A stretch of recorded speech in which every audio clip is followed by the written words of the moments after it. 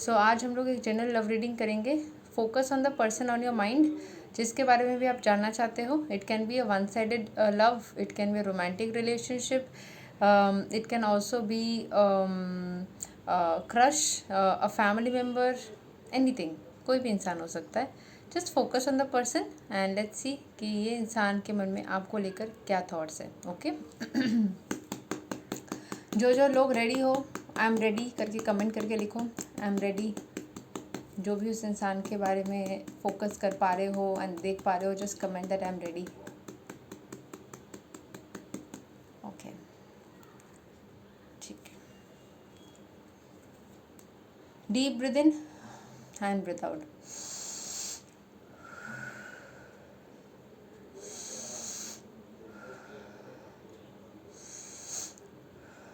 Just focus करो उसका सुंदर सा चेहरा, ठीक है। Let's see, is this person thinking about you right now? क्या अभी इसी वक्त वो इंसान आपके बारे में सोच रहे हैं जब आप भी उनके बारे में सोच रहे हो? So is the person thinking about you right now, ठीक है। So let's see.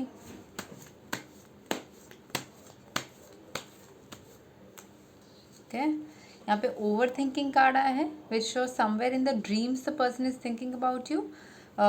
ये रिसेंटली कोई ड्रीम देखे हैं आपको लेकर के, एंड यस, ओवरली थिंकिंग चल रहा है इनके मन में। अपने फैमिली के साथ रहते वक्त, ये कहीं ट्रैवल करते वक्त भी आपके बारे में सोच सकते हैं। ये कन्फ्यूज है कि ऐसा क्यों हो रहा है। ये कहीं पर ट्रैवल या तो अभी कर रहे हैं या ट्रैवलिंग करते वक्त आपके बारे में सोच रहे थे, एंड ये सब सोच के वो थोड़ा सा एंक्शियस एंड थोड़ा सा सैड भी हो रहे हैं। Because we have the card of anxiousness and the card of sadness. थोड़ा सा टावर मोमेंट दिखाता है, क्योंकि सडनली हो रहा है, तो ये इंसान थोड़ा सा ना सोच विचार में पड़ जा रहे हैं कि क्यों हो रहा है, and is feeling little tired right now, ठीक है। तो कि उनकी करंट सिचुएशन हमने निकाली और इनके मन में आप अभी चल रहे हो, ये आपको लेकर के क्या सोच रहे हैं वो अभी देखेंगे। Okay, will check what is the person thinking about you. अभी आप जो सपने में आए हैं या आपको लेकर जो सोच रहे हैं, क्या सोच रहे हैं, what is the person thinking about you. Just focus on the person again.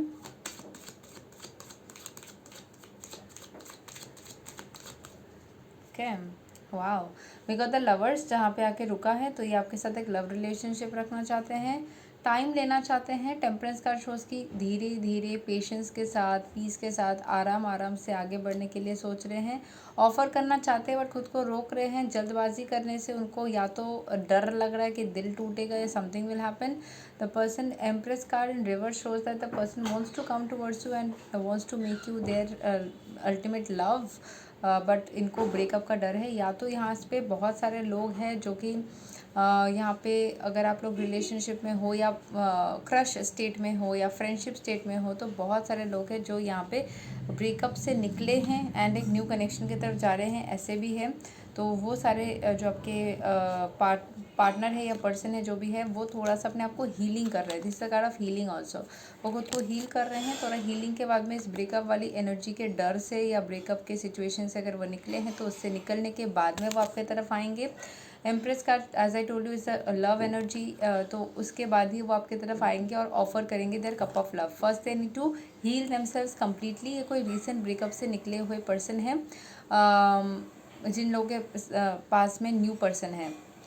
New person को मैं थोड़ा सा एम्फेसाइज कर देती हूँ कि अगर ये किसी दर्द से निकले हुए हैं या किसी ब्रेकअप से निकले हुए हैं, अगर तुरंत ही एक रिलेशनशिप स्टार्ट करेंगे तो उस रिलेशनशिप में अपना 100% नहीं दे पाएंगे।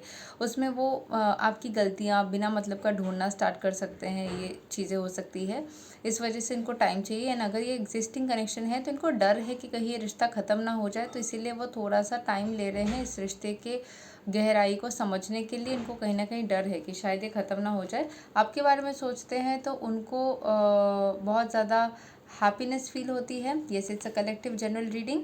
तो आपके बारे में सोचते हैं तो ये बहुत ज़्यादा हैप्पीनेस आपके साथ में, जो भी मोमेंट्स उनको याद करते हैं सिर्फ हैप्पीनेस ही याद आती है। वो काफ़ी ज़्यादा स्माइल करते हैं जब भी आपको बारे में सोचते हैं। The lovers card is coming, they want to share their cup of love towards you and they are working currently on their career. यहाँ पे करियर की कार्ड एनर्जी आ रही है। They are working currently on the career, so and justice until and unless they get to some position or receive some kind of recognition या life में थोड़ा establish ना हो जाए तब तक ये कोई मूव किसी तरीके से लेना नहीं चाहते हैं। The strength card shows that they have very caring energy and very positive energy. You become their positive strength. whenever they think about you they give positivity and they want to talk to you, ठीक है। So they want to actually communicate something to you, कुछ बताना चाहते हैं आपको। Travelling के दौरान आप लोग या तो मिले थे या ट्रैवलिंग वो अभी कर रहे हैं। ट्रैवलिंग करते वक्त आपका बहुत याद आता है। These are the possibilities. या आपके तरफ ट्रैवल करके आना चाहते हैं, आपसे मिलना चाहते हैं, आपको दोबारा देखना चाहते हैं, थोड़ा इफ़र्ट्स भी आपके तरफ लेना चाहते हैं। Okay, so will you guys meet? अगर आप लोग बहुत दिन से नहीं मिल रहे हो या मिलने की कोशिश कर रहे हो, समथिंग और the other is stopping you guys, so will you guys meet with each other? Let's check.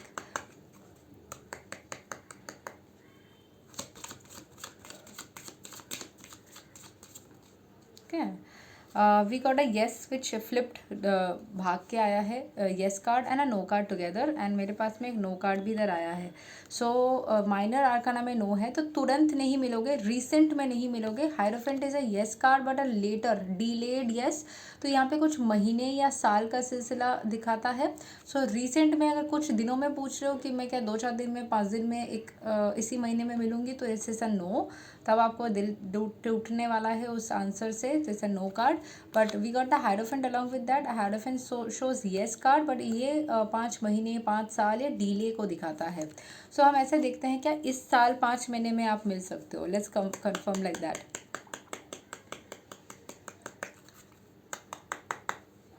क्या इस साल within the next 5 months you guys can meet with each other? Trusted intuition, आपको अपने intuition को trust करना है। They can be some blockages in this path, ठीक है, कुछ ब्लॉकेजेस यहाँ पे हो सकता है। You should be trusting your intuition, ठीक है।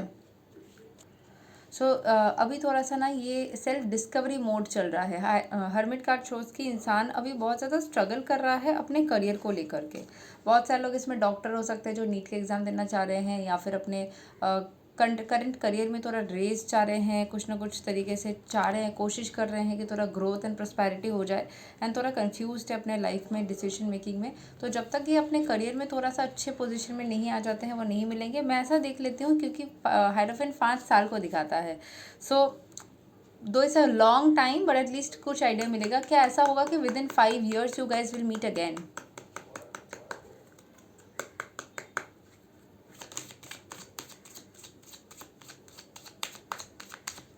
Okay, that's a strong yes. Okay, yes, that's a strong yes. We got the 6 of Pentacles. तो 5 से 6 साल के भीतर आराम से मिलोगे, उसमें कोई दिक्कत नहीं है। इस साल में थोड़ा खिचड़ी है। अगले साल का देख लेते हैं, 2026 में क्या ये गाइज एक दूसरे के साथ होंगे? ओके, हाँ, we got a yes again. So ये साल में हो सकता है आप लोगों में थोड़ी खिचड़ी बने रहे, ठीक है। 5 to 6 years is long, but when we have a Saturn transit which recently happened on 29th of March, जब भी सैटर्न ट्रांजिट होती है तो उसमें हमेशा डिले को दिखाती है। सैटर्न आ रहे हैं 3 साल के लिए, वो एक पोजीशन में रहेंगे। सो अभी ये साल तो बहुत ऊपर नीचे चलेगा, अगले साल आप लोग साथ होंगे, उसमें दिख रहा है मुझे। 2nd month of the next year there is a possibility. इस साल हो सकता है कि मिल सकते हो, but it's not a great one. अभी इस साल में रिश्ते के लिए बहुत ज़्यादा अच्छी एनर्जी नहीं आ रही है। इस साल खुद पे वर्किंग करना, रिश्ते में पॉजिटिविटी एनर्जी दे करके उसको छोड़ देना, अपने आप उसको आसमान में बनने देना। आसमान in the sense like just universe में बनने देना, एंड इवेंचुअली उसके रिटर्न बैक राइट टाइम पे वापस पाना is a good thing. I think most of you need to invest your time right now on your career, on yourself, depending upon whatever situation you are in. अगर आप late 30s में हो या late 20s में हो, और आपको भी शादी करनी हो, can not wait for somebody, it's your own decision. But if you are young enough, if you are teenager, जब आप 19, 20, 21 अप्रॉक्स एज में हो, उस टाइम पे I think you can definitely wait for 2-3 years आराम से। 5 साल भी बहुत बड़ी बात नहीं है, एंड बहुत सारे लोग सदियाँ वेट कर लेते हैं, so it's not a big thing.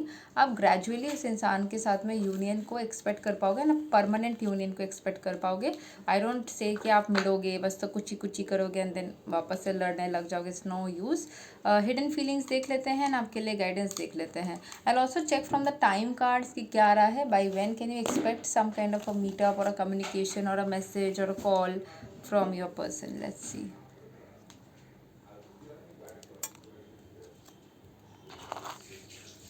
दुख की बात यह है कि मेरी जो फेवरेट ईयरिंग थी वो टूट गई, और वो बात मुझे पता भी नहीं थी वो कैसे टूटी। सेम, बहुत दुख की बात है। एनीवेज, इसको मैंने रोज़ पहना लास्ट ईयर, रोज़। Okay okay. In the coming year, मैंने कार्ड में ही बता दिया नेक्स्ट ईयर मिलोगे कि नहीं, उसमें 8 of wand set was yes in the coming year.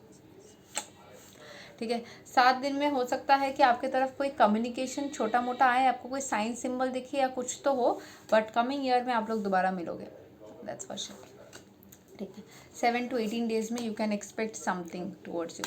So yeah, so we have got a clarity. हमने डबल चेक कर लिया, दोनों साइड से सेम चीज़ आ गई है ना। हम लोग थोड़ा सा हिडन फीलिंग्स को देख लेते हैं।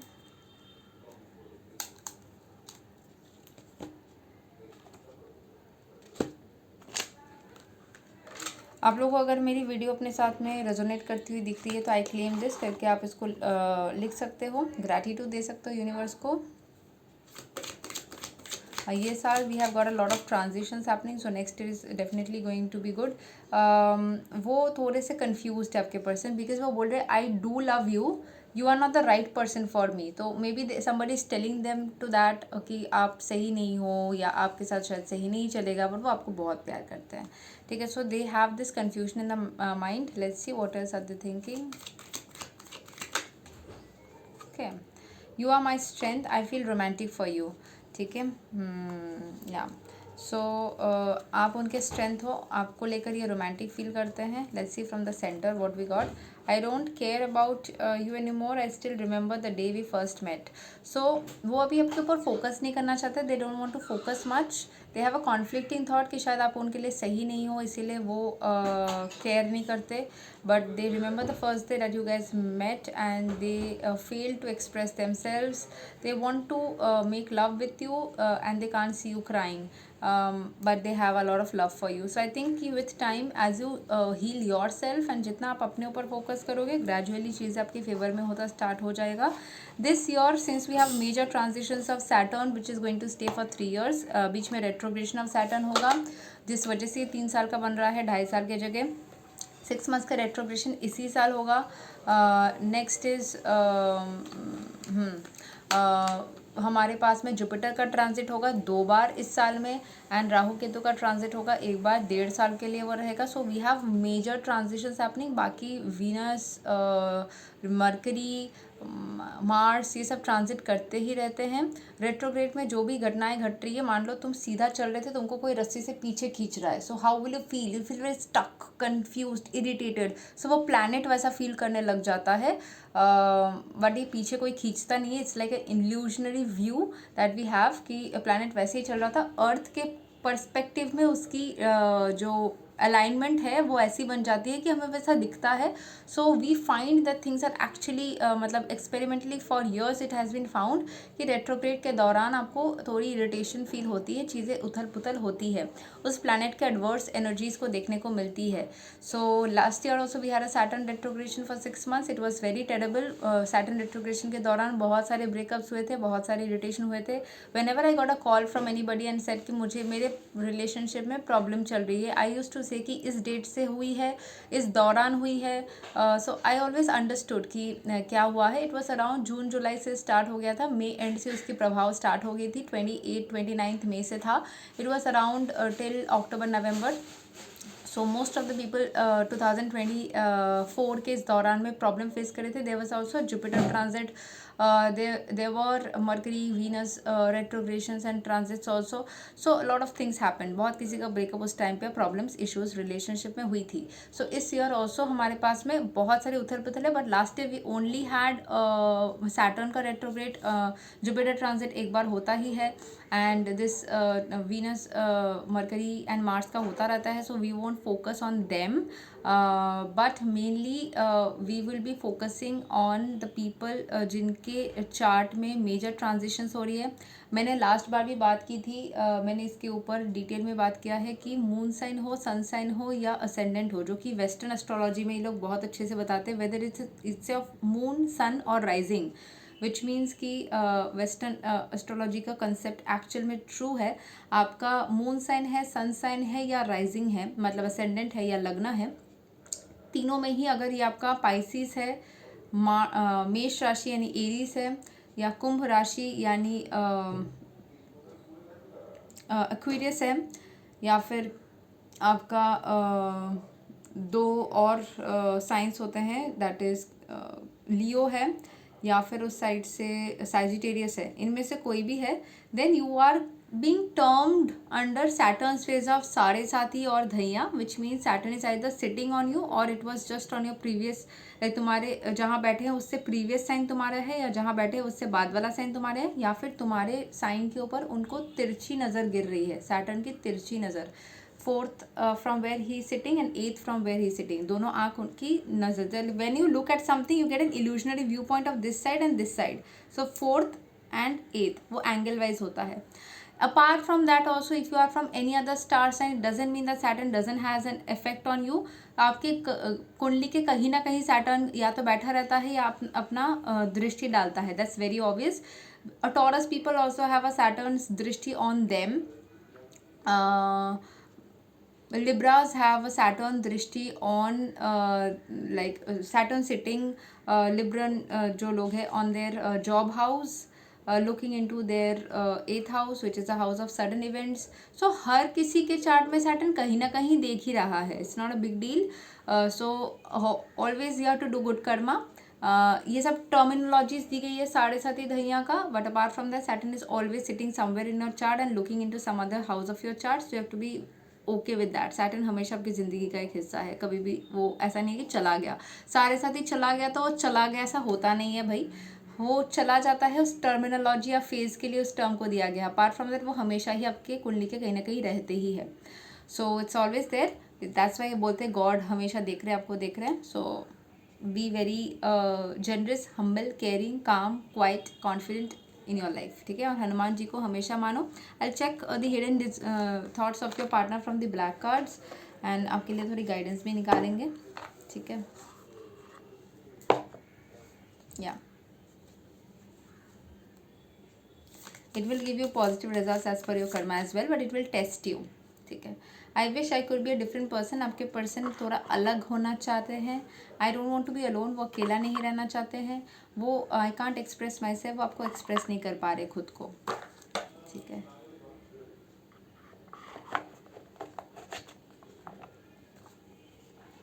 so this is what you have. So be happy when you have a Saturn transit going on. Transit तो होता रहता है, बट अपार्ट फ्रॉम दैट जब भी सैटर्न का अंतरदशा, महादशा, ऐसा कुछ भी चल रहा है वो अच्छा ही है. एंड वो अगर आपकी कुंडली के कारक ग्रह है, you need to understand that, वो अगर कुंडली के कारक ग्रह है तो वो आपके साथ अच्छा करेंगे. But naturally Saturn is little, बोलते हैं ना सैटर्न बीइंग सैटर्न, वो थोड़े से है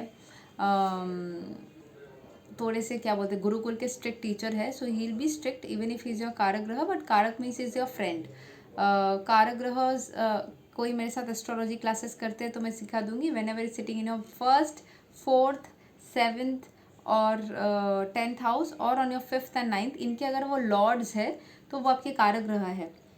और अगर वो आपके 2nd एंड 7th के लॉर्ड्स है तो वो मारक के अंदर में आते हैं.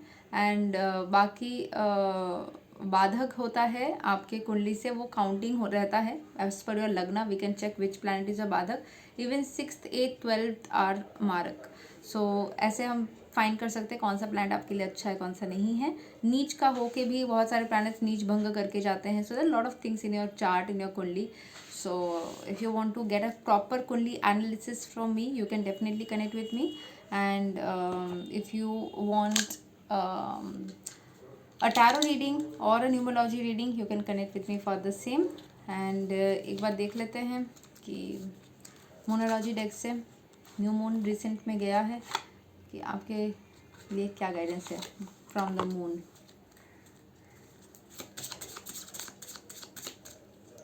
Okay.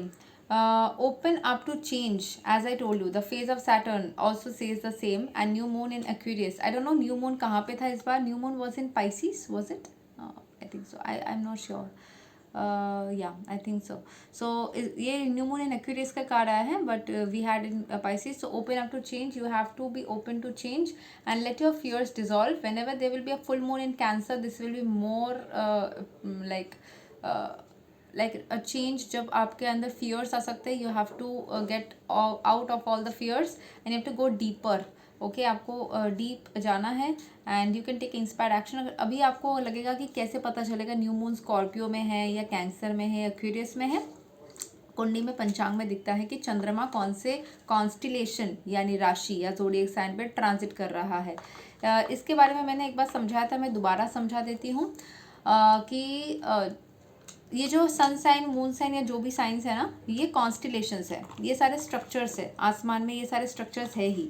So these constellations are already there. ठीक है. अभी आपको क्या होता है, एक प्लैनेट कभी वो कॉन्स्टिलेशन के पास में जाके घूमने नहीं लग जाता है. ठीक है. Saturn in 9th house is कारक मारक वैसे नहीं होता है. कारक या मारक होगा कि नहीं वो हमें देखना पड़ेगा कि सैटर्न कौन से हाउस का लॉर्ड है. नंबर 10 एंड नंबर 11 साइन कौन से हाउस का लॉर्ड है, डिपेंडिंग अपॉन दैट योर लग्न talks about it. If you know your लग्न you can find it. And Saturn 9th house में खराब नहीं करता, वो गुरु के घर में होता है, बट भाग्य के को चैलेंज करता है, मेक्स योर कर्मा कि आपको कर्मा ज़्यादा करना पड़ेगा. ठीक है. सो 8th हाउस का लॉर्ड है, साथ साथ और एक हाउस का भी लॉर्ड होगा. 10 एंड 11 दोनों का देखना पड़ेगा. एनीवेज सो कुंडली विचार हम बाद में जाएंगे. पहले मैं जो कॉन्स्टलेशन का कंसेप्ट समझा रही थी कि अगर आसमान में कॉन्स्टलेशंस फिक्स्ड है, अभी वो जो क्या बोलते हैं प्लैनेट्स जो है वो ऑटोमेटिकली अपने ऑर्बिट के अराउंड जो है वो घूम रहे हैं. अभी क्या होता है जब वो घूम रहे हैं, we do a mapping, maybe moon is moving, so moon से लेकर के हम उस कॉन्स्टलेशन तक मैप करते हैं. जो डायरेक्टली मैप हो जाती है, हम बोलते हैं कि मून इस पर्टिकुलर साइन में अभी ट्रांजिट कर रहे हैं. वो मैपिंग जो है वो सिस्टम हमें दिखाया या सिखाया अभी नहीं जा रहा है, बट दैट इज़ अ वे, क्योंकि वो उस कॉन्स्टलेशन के पास में जाके नहीं घूम रहा है. वो कॉन्स्टलेशन के, क्योंकि मून एक ऑर्बिट में है, सैटर्न एक ऑर्बिट में है, अर्थ एक ऑर्बिट में, मार्स एक ऑर्बिट में है, तो वो कॉन्स्टलेशन के पास में जा करके नहीं, उसके आसपास नहीं घूमेंगे ना. So that is there and you do a mapping like that. So वो फिक्स्ड कॉन्स्टलेशंस आसमान में है. अर्थ रोटेशन के हिसाब से ईस्टर्न हॉरिजन पे जो कॉन्स्टलेशन आपके जन्म के दौरान दिख रहा था वो आपका लग्न बन गया. जो कॉन्स्टलेशन पे मून की मैपिंग हुई या मून रोटेट करते वक्त उस कॉन्स्टलेशन के फील्ड में आया, वो आपका चंद्र साइन बन गया, मून साइन बन गया.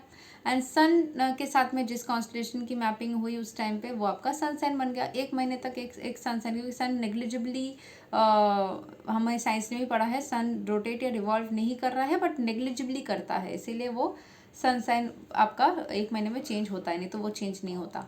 सो you get this sun sign, moon sign and ascendant, ये तीनों ही इंपॉर्टेंट है आपके लाइफ में. अब सैटर्न जब इन जो आपका sun sign moon sign constellation है उस हिसाब से जहाँ पे वो घूम रहे हैं उस जिस कॉन्स्टलेशन के ऊपर, वो आपका या तो लग्न है या सन साइन है या मून साइन है, तो आपकी 7.5 चल रही है. सैटर्न के पहले वाले जो साइन है उस पर भी चल रही है. मान लो अभी सैटर्न पाइसिस में घूम रही है, तो पाइसिस लग्न वाले, मून साइन वाले, सन साइन वाले सबके ऊपर 7.5 चल रही है. उसके पहला साइन कौन सा है, कुंभ.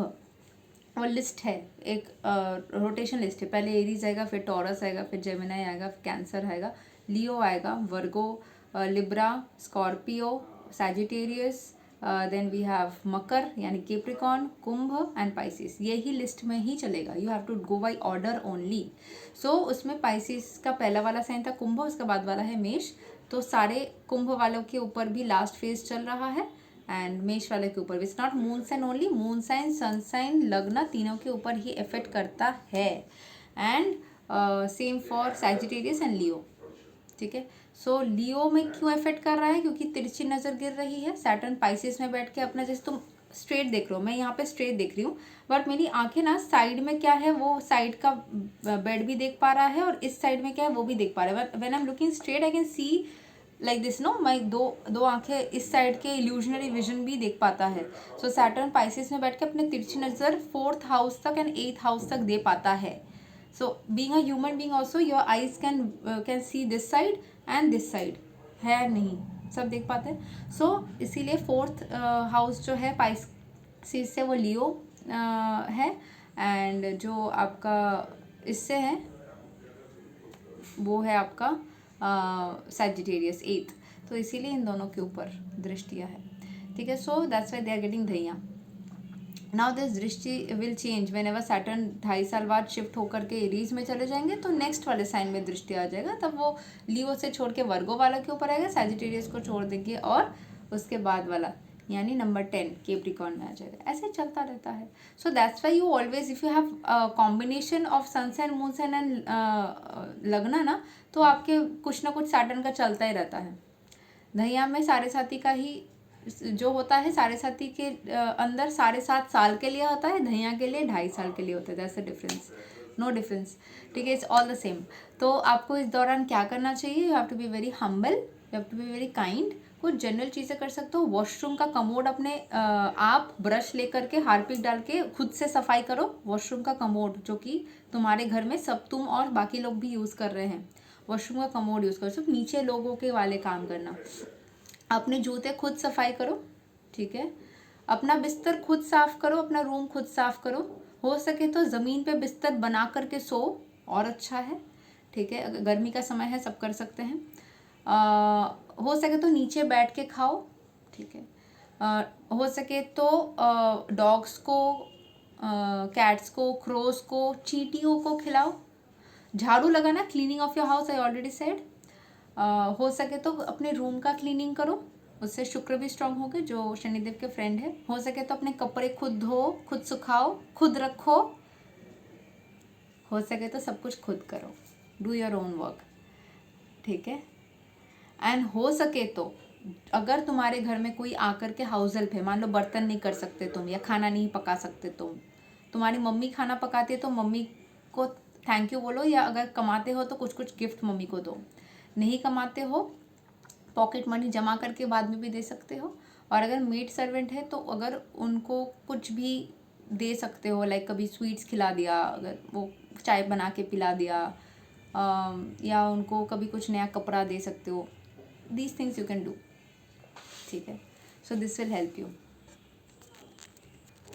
सो these are few of the remedies जो मैंने अपने बहुत छोटे उम्र में साढ़े साथी एंड धैया दोनों बिताया है, ठीक है। सो ये मैंने जो एग्जांपल दिया, ये सारे रेमेडीज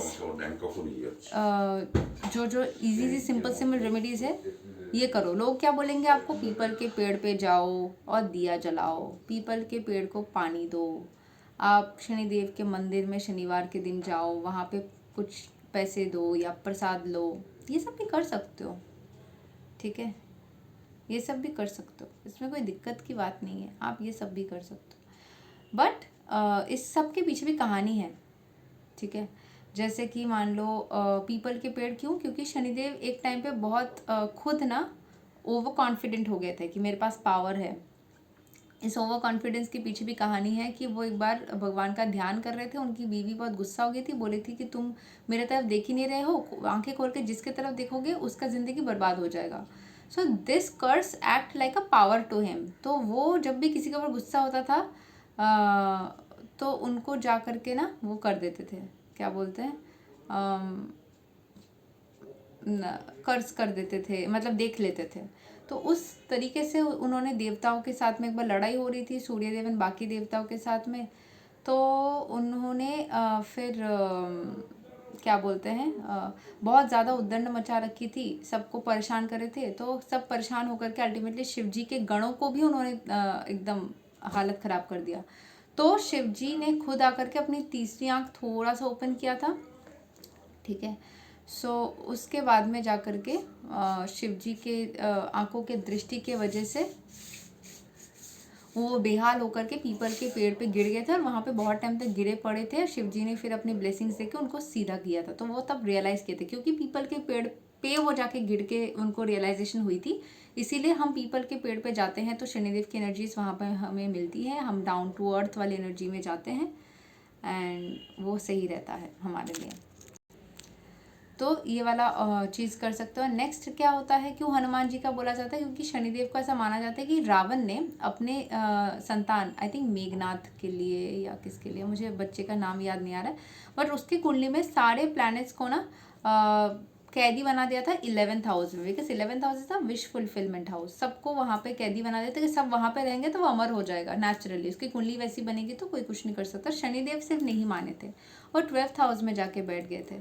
ठीक है, अभी क्या हुआ कि वो 12th हाउस में जब जाके बैठ गए तो रावण बहुत गुस्सा हो गया। बाकी सबको तो वो कैदी बनाए थे, इनको उन्होंने अपने कुर्सी के नीचे, ऐसा बोला जाता है, कहीं पे उल्टा लटका दिया था और शनिदेव को बहुत तकलीफ हो रही थी तो वो चीख रहे थे। उस टाइम पे हनुमान जी लंका में गए थे तो उन्होंने वो चीख सुन करके शनिदेव को रिहा किया था वहाँ से। उस टाइम पे क्योंकि उन्होंने सरेंडर नहीं किया था तो Shanidev is that energy that किसी के पास भी सरेंडर नहीं करते हैं, बट वो जस्टिस के रास्ते में थे कि हाँ मैं क्यों मानूँ तुम्हारा बात। तो हनुमान जी सेव्ड हिम, तो हनुमान जी की तरफ उनका एक सॉफ्ट कॉर्नर बन गया था। और उसके बाद में क्या हुआ, ओके अभी शनिदेव का जो ये हनुमान जी के प्रति सॉफ्ट कॉर्नर बन गया था। अभी हनुमान जी क्या कर रहे थे, कभी एक टाइम पे ऐसा बोला जाता है कि शनिदेव हनुमान जी का टेस्ट लेने चाह रहे थे, समथिंग वाज देयर, कि वो जब राम नाम कर रहे थे तो वो उनके सर पे ऊपर जाकर बैठ गए थे। ऐसे ये भी बोला जाता है कि रवि यानी कि सूर्य देव ने हनुमान जी को बोला था कि आप प्लीज़ मेरे बेटे को वहाँ से निकाल लेना, है ना। तो वो जेल से, रावण के जेल से, तो वो भी एक चीज़ है। तो हनुमान जी बैठ के जब चैंटिंग कर रहे थे राम राम राम, तो उस टाइम पे आ गए थे, सर पे बैठ गए थे शनिदेव।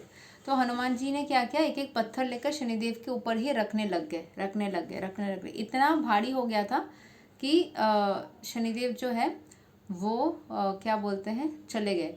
तो पहले वो कुछ ऐसा था कि कितने टाइम के लिए वो बैठेंगे हनुमान जी के ऊपर। आई थिंक हनुमान जी का भी तो जन्म हुआ था, उनका भी कुंडली बना था, उस हिसाब से शनिदेव को उनके ऊपर आके बैठना था।